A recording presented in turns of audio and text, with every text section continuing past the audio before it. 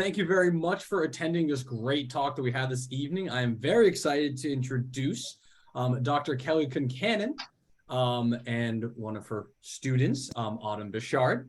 They're going to do a fantastic talk for us tonight. As you can obviously see, it's going to be on growing together, teaching literacy as a community. Dr. Concannon is an associate professor of writing for the Department of Communications, Media, and the Arts in Halmos College of Arts and Sciences. She currently teaches a variety of undergraduate and graduate courses, including basic writing, college writing, advanced composition, gendered images in popular culture, and history and theory of rhetoric. She is an active faculty member in the Honors College, having taught several reading seminar courses and honors writing courses, and teaches the UNIV course centered around ethics and embodiment. Dr. Concannon has served as an advisor for the S.W.E.R, which is Students Working for Equal Rights, as well as the Gay Straight Alliance. Autumn Bishard is currently a student in the MA program here for the Composition Rhetoric and Digital Media program at NSU. Her research interests include community outreach, online writing instruction, and disability studies in composition. In addition to her studies, Autumn has worked at the NSU Writing and Communication Center, both as an undergraduate student and now as a graduate assistant coordinator, where she is the lead of the education and training team. This team is dedicated to developing training modules, professional and personal development workshops, and diversity media series events for the writing consultants at the WCC. Through this team, Autumn has developed a consultant impact module and workshops centered on the importance of empathy and vulnerability when working with students. So Kelly, Autumn, thank you so much for being willing to speak to some of our students this evening. And with that, guys, take it away and let me know if I can help with anything. Thank you so much for such a great introduction, Brett. We're really thankful and grateful to be here. So we'll go ahead and get started. As Brett mentioned, both of us are members of the Writing and Communication Center. This project is specifically housed in our college, so we're just going to spend a little bit of time talking about the actual program, but we want this to be an opportunity to really showcase some of the things that Autumn has done, just to give a general sense of the kinds of collaborations that you can cultivate both within your graduate program, but then also within your communities. So we had a wonderful introduction, so we'll just skip through that. So basically what we want to do is give you an overview of the project, some of the research questions that structured the project, so you get a typical sense of some of the things that are possible to do as you're working on your graduate program. So Autumn is not necessarily just like my student. She is a co-creator. She is a vital individual, really special. I love Autumn. Really special, but also just vital in the construction of the program. So I really want to emphasize this. This isn't a collaboration that started with, I have a book and I need someone to edit it for me, or I have a book and I need a graduate student to come through and maybe contribute a couple sentences here or there. This is a project that started from the ground up, and Autumn will share a little bit more specifically on things that stood out to her and how she was able to assist in this partnership. But it's something that was really collaborative in nature and a project where there's a lot of reciprocity, in as much as I learn as much from Autumn as I think she learns from me. And I think that one of the things that we want to emphasize is that reciprocity in constructing projects that you're both personally and professionally invested in. So again, just some of the overarching questions that structured our project. How can a complex understanding of community partnerships influence how we show up alongside students and community members as mentors? So mentorship is something that's vital. So for a lot of you, as you're engaging in different graduate programs, you'll be looking for mentors. This particular project talks about the power of mentorship. So the power of myself working alongside of Autumn mentoring individuals in the community, etc. Another few questions that structured or guided this project: what kinds of literacy practices can we engage in to set intentions and reflect on our professional and personal goals? So again, more to the point, thinking about methods that you might utilize so that you're really clear as students, as potential students, about what it is that you'd like to get professionally and personally. One of the things that I learned early on as somebody who went to graduate school at Syracuse was you really want to be committed and invested and engaged because it's so much work. So one of the things that we want everyone to take away is, as you're working within your graduate programs, being sure that you're clear on your why. Like, what is it that you'd like to create, cultivate, experience in these programs? And then who are your people, part of your team that will assist you in that process? What are the academic takeaways, personal takeaways, as students, as faculty? Those are some of the things we'll talk about this evening. This project in particular is very much so invested in collectively working together to create change. So the impetus for the work that Autumn and I did together was that we wanted to positively impact the community in a way that worked against traditional models of service, where we just sort of went in, maybe gave people a couple books and then left, but something that's much more consistent and sustainable in that research process. And then what kind of research practices can be cultivated throughout these processes? So one of the other things that we wanted to make visible in this presentation is that there are many different ways of understanding research. Right. So creating community partnerships where you have a theoretical grounding, where you're doing qualitative research within communities, where you're coming back and complicating those things around the prevailing theories within your specific disciplines, is very much so legitimate forms of research. So we also want this presentation to help folks maybe explode how they imagine engaging and different kinds of leadership and activism through these collaborations. Okay, so this is our community engagement project. Okay, so in the construction of our project, and I'll keep this a little bit more minimal so that Autumn can talk a bit about some of her experiences in the project. But in the process of cultivating partnerships, Autumn and I were both able to play to our strengths.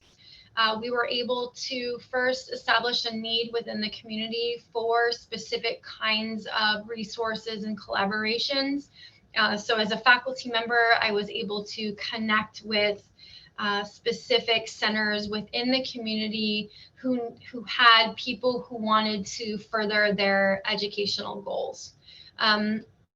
From there, grounding those practices in different kinds of research around literacy development, research around the ethics of engaging with other people. So exploring issues related to identities, power, privileges, etc., and how those things would impact the relationships that we were able to cultivate within the community. And then finally, designing individualized curriculum for the folks who wanted to be a part of our project.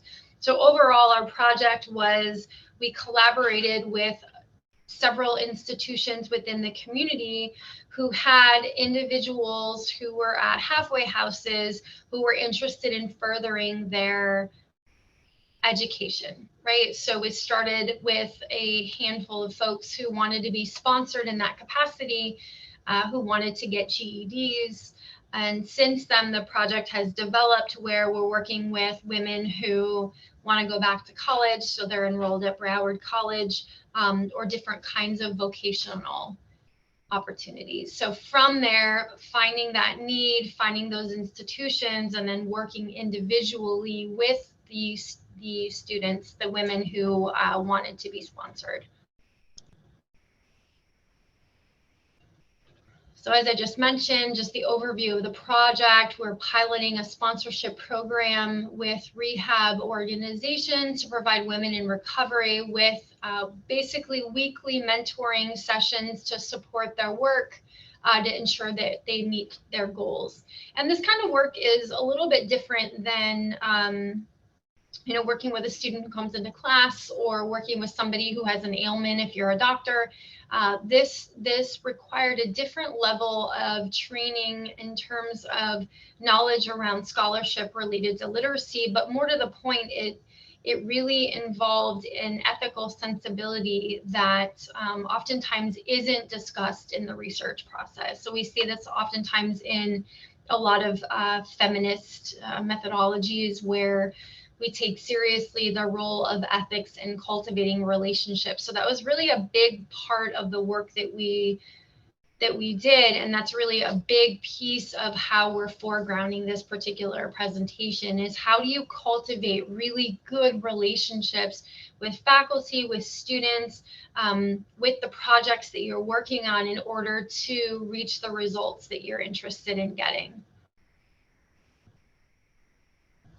We got a couple high fives here. So as I mentioned, just this idea of empathy, compassion, ethics. So this is specifically focused on how to create these connections, again, with graduate students who, faculty oftentimes are seen as like, we're super old, we know everything, we write a gazillion books. A lot of times faculty might be perceived as being not approachable.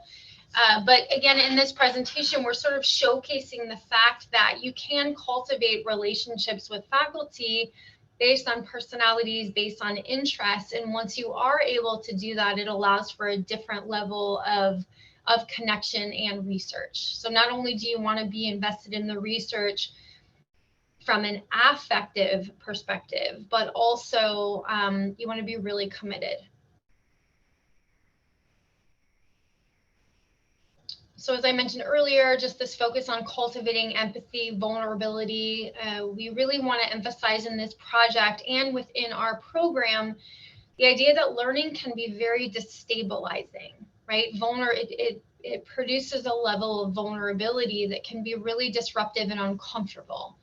So you want to, as you're engaging in these processes, recognize your own vulnerability. Admit when you mess up in research. Again, this shouldn't be something that's linear, but rather something that's really recursive. Share what it is that you're learning within these spaces. Ask and receive help from others. So Autumn, as I mentioned, our relationship is really, really special in that, when she can sort of sense that I'm overworked and stressed, she takes the lead. When I can tell that she's in that position, I take the lead. So it's very much so more of a collaboration than anything else.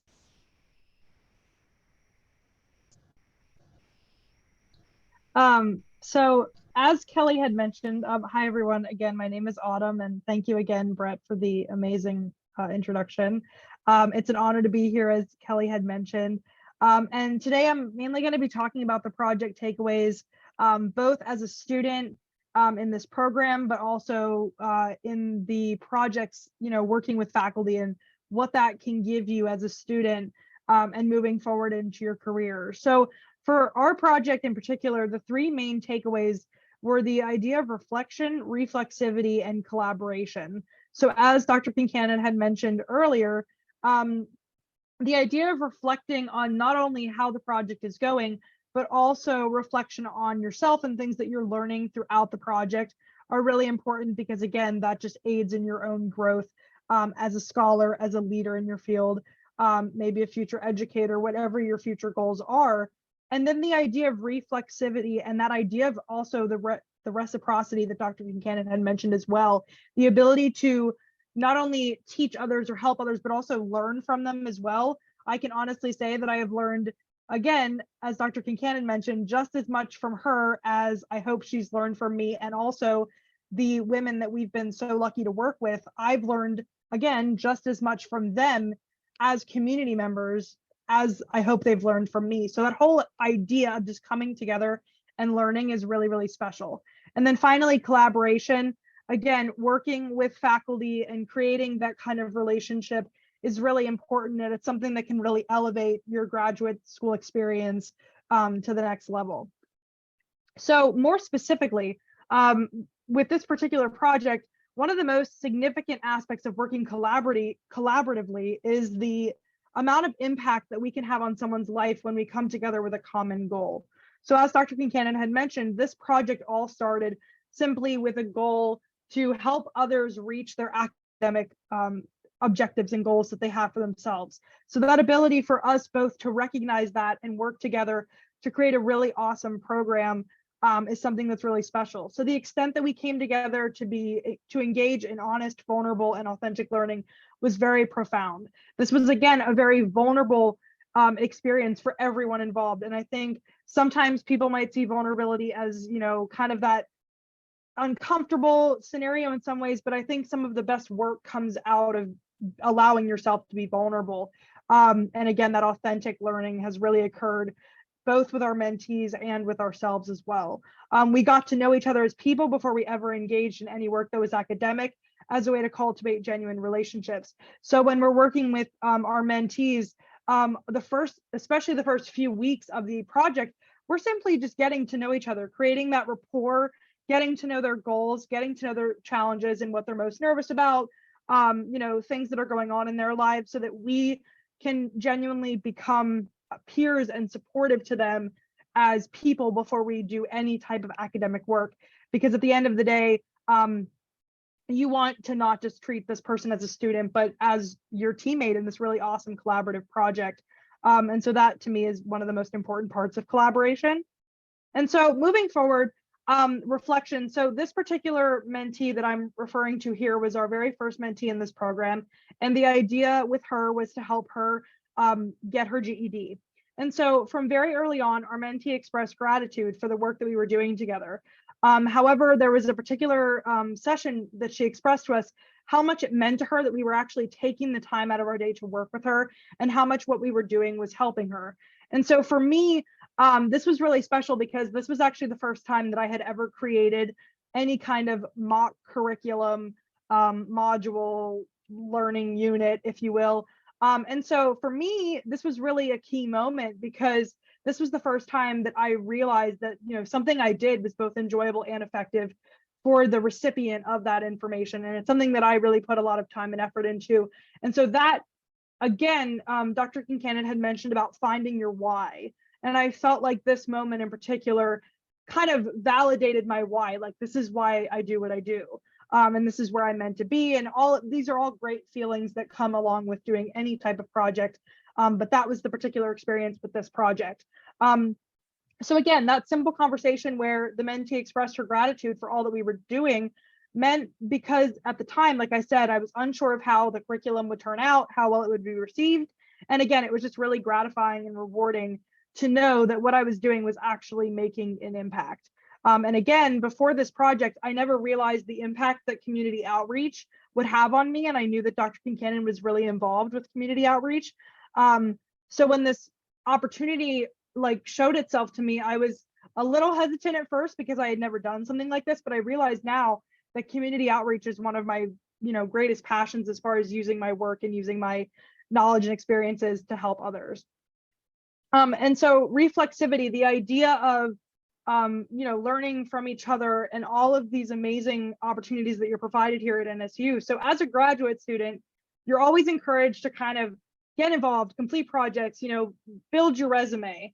And from the start of this project, I knew that this project was one that I would love to be a part of, regardless of the experience or the resume building. And what I mean by that is, for me, I did this, again, that why. I did this because it was something that I genuinely cared about. And that's what I urge you all to do, is not just to be a part of something for the fact of being able to write it on your resume. While that's great, it's not as rewarding for you, and it's also not going to be as effective. If you're really passionate about what you're doing, that's going to come across in the work that you're doing.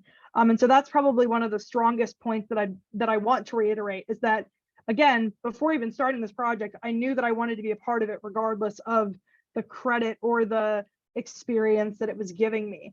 And again, this project meant so much more to me than something I would write on my resume. So after about our third session, I realized that I became personally invested in the success of our mentee. And while I was grateful for the work experience, what gave me even more gratification and that feeling of being fulfilled on a personal level was the idea to develop my love of teaching and community outreach.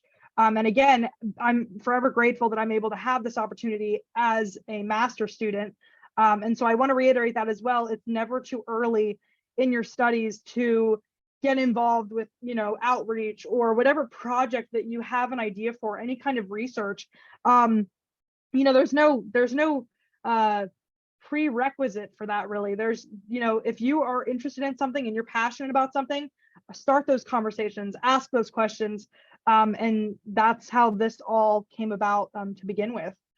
And so again, collaboration, one of the most important goals for me personally that I set was that not only that the mentee, got her GED and did those, those more concrete objectives, but more of those, those more intrapersonal things where I wanted her to believe in herself and her abilities to achieve all of her goals, because that's my job, is not only to teach her and help her, but also, give her a passion for that curiosity and that love of learning in one way or another. And so one of the later weeks of the project, there was a chapter of material where we were covering where the mentee had mentioned that she was nervous for the material and was unsure of how she would do with practice assignments. And so knowing this, while I was covering that chapter, I made sure to ask her if she needed clarification or if there were any questions. And so after we had gone through that chapter, she had done all of the practice assignments. And so what we realized was that she got almost every question correct. And there was a moment when I saw in her eyes that she realized that she could do this. There was no limit to her potential in that moment. And that was probably one of the most rewarding moments of this project for me. And so what to look for? We've talked a lot about building those relationships and reaching out to faculty and starting these projects, but how do you do that? What do you look for? So for the first aspect of this project, it's the idea of creating relationships with faculty. So identifying those aligning research interests between yourself and faculty members. So for me personally, I had mentioned that Dr. Concannon is really involved with community outreach. Now for me personally, beforehand, I wasn't really involved with community outreach, but it was something that I was interested in trying or interested in learning more about. And so that's the starting point. And then asking questions and having conversations with faculty. How do I get started with this? Are there any resources? Are there any opportunities to do some kind of research project or research study alongside them? Are there any projects that they're currently working on that you might be able to join into? Again, doing background research on faculty, on their work. So publications, courses taught, and their interests within the field. A lot of this information can be found on NSU's website when you look through the faculty, but you can also, again, have these conversations with them after class and just say, hey, I'm interested, what kind of research do you do? What are your interests within this field? Just again, having those very organic conversations is the best way to kind of cultivate those relationships. And then finally, advocating for your educational and research goals. So being clear on what it is that you would like to experience. So for me personally, I had mentioned to Dr. Concannon that I really want to become a composition professor. That's my career goal. And so the ability to actually develop curriculum as a master's student, it's a really great opportunity for me to build those skills and build my own teaching practices and philosophies before I even start teaching. So that is how you would create those relationships with faculty. So then the next part is the community outreach and research opportunities. So again, conducting background research on relevant issues that are affecting the community, especially if you're looking to do community outreach. This is one of the most important things. So for us, it was really all about the idea of teaching literacy and reaching out to community organizations such as the Women in Recovery that we work with, locating those opportunities for further development of the research through conferences, journals.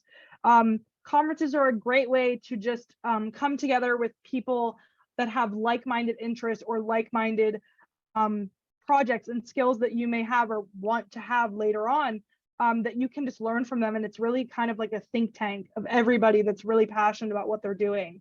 And then finally, keeping a research reflection log.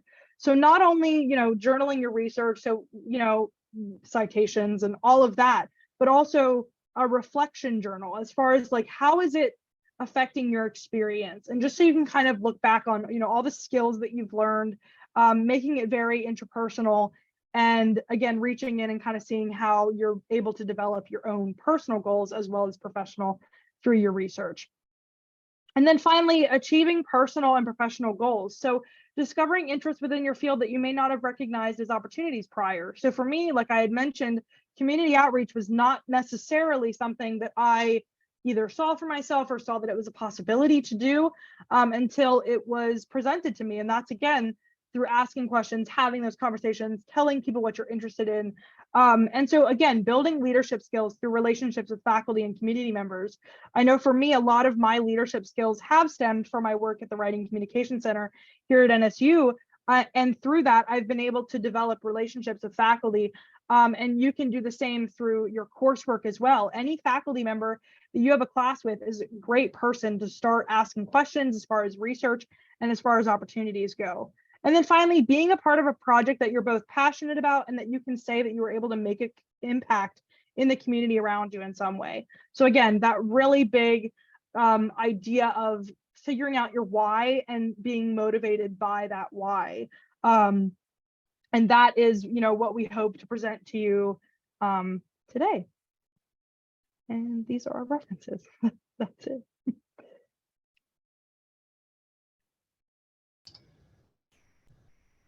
Thank you, Autumn. This would typically be the time where we would open it up for any questions or comments.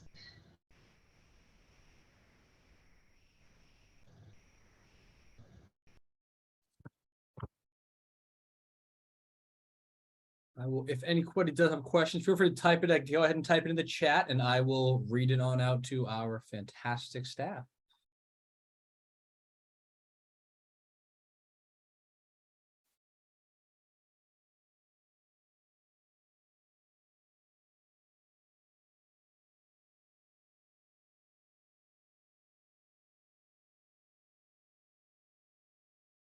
So actually, I didn't know I have a question. If you don't mind me asking a question, I apologize if you did say this and I just missed it. How often do you get to work with individuals? As you're going through your masters and everything. How frequent do you get to do that? You're talking in reference to our mentees, the ladies that we work with? Is that okay? Mm-hmm. So for the first time that we had our first mentee, I think it was once a week that we were meeting, just to give her the opportunity to work through the practice sessions and the practice assignments. But I know for this current group that we've been working with, because of schedules, sometimes we've had multiple meetings a week with different women that we're working with. So just depending on the schedule. So we've done 3 times a week, but again, with different women. But typically it's once a week for about an hour, again, depending on what their needs are. Some weeks we're just there to kind of check in and be a support system. And other weeks, we're talking, more specifically about resources and opportunities and things like that. And so, yeah, it kind of differs. But again, what I've realized is that, if it's something that's really important to you, I really encourage you to kind of, be able to make the time and be able to also communicate, what your availability is, and so that you're not overworked. Because being a grad student is stressful at times. But, I've really found it to be a really rewarding experience. And again, it typically ranges from, like, I would say 1 to twice a week for about an hour. Well, thank you for that. And actually, Dr. Concannon, I do have a question for you as well. So I know, so obviously, you do have fantastic students like Autumn. Is there, do you expect your incoming students to have such a well thought out idea like Autumn's clearly had thought about this a lot in advance, or do you, are you willing to work with them on more of a broad thesis topic to get themselves started? Say that one more time. So do you expect students to come in with this type of idea already created? Absolutely not. Okay. No. The idea is that we work with students, and as a faculty member, it's your job to create the opportunities for people to experiment with different types of things. I mean, it's to expect a graduate student to know what their trajectory is when they begin is just kind of silly. You want them to be able, even in undergrad for that matter, but You want them to be able to explore different things. It just so happened, I mean, Autumn was here undergrad, our paths didn't really cross. We have another person who's attending right now, who's same thing. Morgan, if you wanted to chime in. But you know, students just exhibit different kinds of interests, and it's our job, I think, as faculty to either help them create those opportunities or to collaborate with faculty across the institution to assist them in that process. And so I've worked and collaborated with students who are neuroscientists, and I know nothing about neuroscience, and they've assisted from a graduate perspective or an undergraduate perspective. So Brett, to answer your question, absolutely not. I don't think that the onus is ever on the student, but you know, it's just when a graduate student does exhibit a level of interest, you know, it's our job to sort of tap into that and see what it is that they're willing to do. And I think that part of it at the beginning of this presentation too is just being really mindful of what their goals are. And so as a faculty member, I think that graduate students should have multiple opportunities to feed themselves personally and professionally, right? So even if Autumn didn't, and Autumn's thesis project has nothing to do with community outreach. And that's beautiful. This just gives her the opportunity again to feed herself from a personal perspective. And we've found a way to make this professional as well. One of the things we didn't talk about was the fact that Autumn and I presented together at a national conference, right? That's a really big deal for a graduate student in a master's program, you know, publications, et cetera. So again, to answer your question, absolutely not. I think that that's not a good expectation. Even in a PhD or an EDD program, you know, you want to know the parameters of something, but it takes away from the inventive portion of working. And to kind of go off of that as well regarding the inventive process, I mean, I can very specifically remember a conversation where Dr. Concannon simply said, "Hey, I have this idea for something," and Dr. Concannon's a really passionate person in what she does, and so it was kind of this idea of just, you know, I have this idea, I don't know exactly how we're going to do it yet, but like, are you interested? And it was more of like a let's get together and kind of, you know, and that was something that was really exciting about it. And so yeah, I want to reiterate that as a student, I never have felt pressure to know all the answers by any means. Most of the time it's really cool because I know Dr. Concannon had mentioned earlier that kind of sometimes we have that assumption of professors where either they're super unapproachable or things like that. And I definitely have, you know, I've realized that working with faculty, that's normally not the case. It's more, you know, that just coming together and really collaborating, which is really special. Awesome. Oh, it looks like we actually do have a question to Autumn from Athena. So to Autumn, how do you see this community outreach or the lessons you learn from your mentees influencing your future career or approach? All right. Well, yeah, great question. Hi, Athena. So to answer that question, so for me, I really do want to become a professor in the composition literacy field.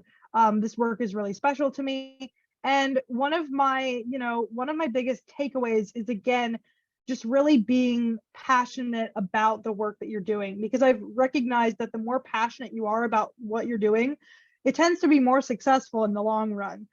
We've all had projects that we've had to do that, you know, it's kind of just been, you know, I have to do this and I'm not that interested. And it, you know, it turns out, you know, however it turns out, but especially being a part of something that genuinely has impacted me personally as well as professionally is really important. So for me, wanting to be a professor in the future, I guess professionally, you could say that I've learned the skills of developing curriculum and working with, you know, people that are in a student role or that, you know, that I'm teaching in one way or another. But more importantly, I think moving forward is just, again, like that ability to build relationships with students is really important to me. And I really hope to carry that throughout my career as a professor. And so that is something that I really hope I take away is, again, that ability to really cultivate relationships and treat students. I always say treat students as humans first and students second, and kind of that whole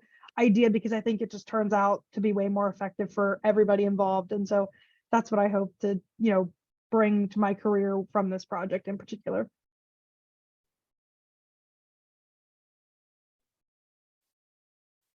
Awesome. Well, Autumn, then Kelly, of course, both of you, thank you so much for being here with us this evening. If there are no other questions, I'm sure you are both very busy, or at least want to get going with your evenings as well. So thank you very much for our attendees who showed up this evening. It was very much appreciated. And to obviously go with Autumn and Kelly, it was fantastic listening to you guys talk. I look forward to seeing what more happens from here. Thank you so much. Have a great evening, everyone. Thank you, Brad. Okay. Thank you, everyone.